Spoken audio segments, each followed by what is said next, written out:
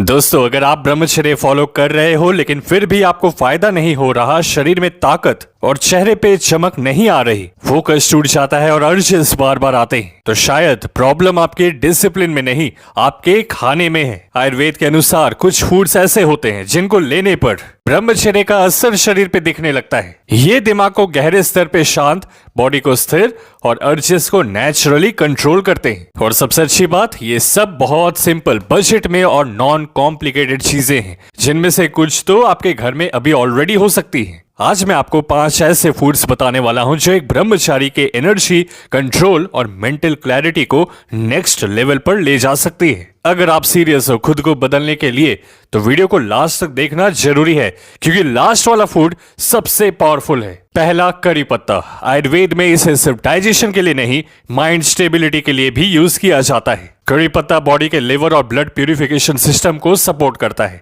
जब liver healthy होता है तो बॉडी में अननेसेसरी हार्मोनल फ्लक्चुएशंस कम होते हैं, जो सडन अर्जेस का हिडन रीजन बन सकते हैं। इसलिए कुछ यौगिक डाइट्स में सुबह 5 से 7 करी पत्ते खाली पेट चबाने की परंपरा है। और इसे मैंने इसलिए रखा क्योंकि ठंड में जो बाल खराब हुए हैं वो भी इससे ठीक हो जाएंगे। दूसरा, ज्वार की रोटी घी के साथ। गर्मी के मौसम में ज्वार शरीर के लिए विशेष रूप से लाभदायक मानी जाती है। इसका स्वभाव शीतल होता है, इसलिए ये शरीर की बढ़ी हुई गर्मी को संतुलित करने में सहायक होती है। ज्वार धीरे धीरे ऊर्जा प्रदान करती है, जिससे शरीर में स्थिर शक्ति बनी रहती है और थकान जल्दी महसूस नहीं होती। साथ ही ये पाचन को हल्का और स्वच्छ रखती है, जिससे रात्रि दोष की समस्या ठीक होने लगती है। ज्वार की रोटी घी के साथ खाने से ओजस शक्ति बढ़ती है, जो कोर है आपकी फिजिकल, मेंटल और स्पिरिचुअल एस्पेक्ट का। तीसरा, नारियल पानी, जिसे आयुर्वेद में प्राकृतिक शीतल और त्रिदोष संतुलक माना गया है, जो शरीर की अंदरूनी गर्मी को शांत करता है और जल तत्व को मजबूत बनाता है और चेहरे की खोई चमक वापस आने लगती है। और इससे आपका पेट, जो कि सेकंड ब्रेन जैसा है, उसकी इन्फ्लामेशन दूर होने लगती है, जिसका सीधा पॉजिटिव इफेक्ट होगा दिमाग पर। शांत और स्थिर बने रहना आसान होगा। चौथा, केला। ये गर्मी के मौसम में शरीर को तुरंत पोषण और शीतल ऊर्जा देता है, जिससे शरीर में कमजोरी और जल्दी थकान नहीं होती। आयुर्वेद के अनुसार ये शरीर के 7 धातु, रस, रक्त, मांस, मेद, अस्थि, मज्जा, शुक्र धातु को पोषण देता है। और कितने ऐसे स्टूडेंट हैं जिनको कई बार बस पेट की भूख होती है और वो मान लेते हैं कि उनको कोई वासना की भूख है।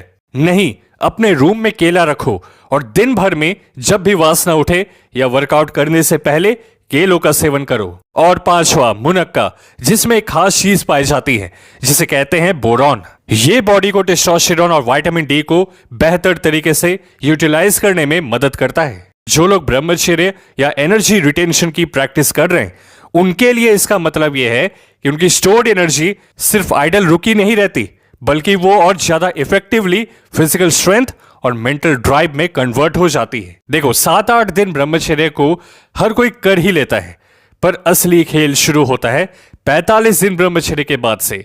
हर किसी के लिए यह होगा जब आप एक चक्र पूरा करते हो 1 साल के ब्रह्मचर्य का, और आपकी बॉडी तब सेफ्टी मोड से ट्रांसफॉर्मेटिव मोड में आ जाती है। तो दोस्त, वीडियो को लाइक करके कमेंट्स में बताएं आज आपका डे नंबर कौन सा है। साथ ही साथ ब्रह्मचर्य में बेस्ट किताब और फूड्स को पचाने के लिए बेस्ट योगा का लिंक डिस्क्रिप्शन बॉक्स में दिया गया है। खुद पे ध्यान दो, दुनिया पर ध्यान देगी। मिलते हैं आपसे अगली वीडियो में।